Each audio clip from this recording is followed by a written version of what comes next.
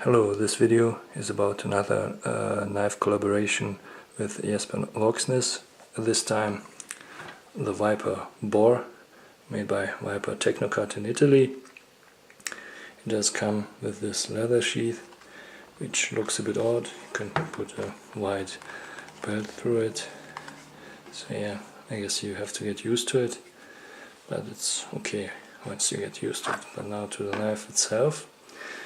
Okay, you can see very wide blade, decent size, so even my fairly large hands can wrap around the handles easily. And on top you have this finger guard, on the bottom you have this hook, and all four fingers just lock really tightly, so it's very secure grip.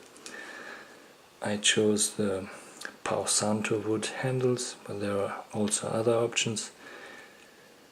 It does look a bit blocky, I would say, but as with many Vox knives, the ergonomics are really good. It feels really great in hand, even for some harder use.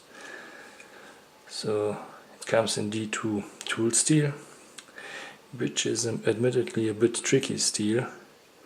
You have to know what you're getting into, but it really does work with this knife. So why do I think it works? As you can see, the blade is really thick, 5mm. It's wide and the angle is not too narrow, so that's why I think it makes sense to use D2, which is a tool steel, relatively tough, good, very resistant, and in this combination it's not chippy. I didn't have any chipping problems with it so far. Here you can see a good generous finger choil, so you can choke up for some more detailed work. Also in this position, really comfortable. In my previous video I showed a smaller Vox collaboration which looks a bit similar, the Voxnaes. See, it's a bit shorter, it comes in N690 as opposed to D2, but let's compare it to some knives that are in the same intended purpose, I would say, as this knife.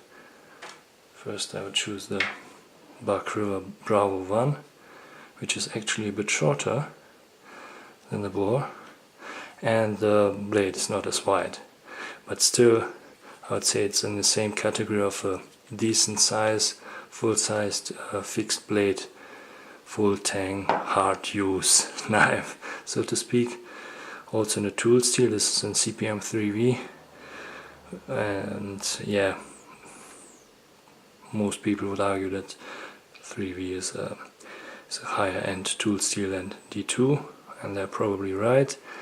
But the advantage of D2 is that it's way more corrosion resistant than 3V. So if this is an issue, and for me oftentimes this is an issue, so D2 is not too bad. And now to another really similar knife. Let's put it here, this way. The GSO Survive Knives GSO 5.1. You can see that the GSO is actually a bit larger, mainly the blade. Again in 3V, saber grind, also really thick. So I'll compare them like this. You can see both really thick knives, but overall I would say they are comparable. And yeah, in Europe it's hard, if not impossible, to get a Survive knife, while Viper is an Italian company, so you can easily get it, and it's also a lot cheaper than the GSO. So I would say this is a more affordable alternative to a GSO.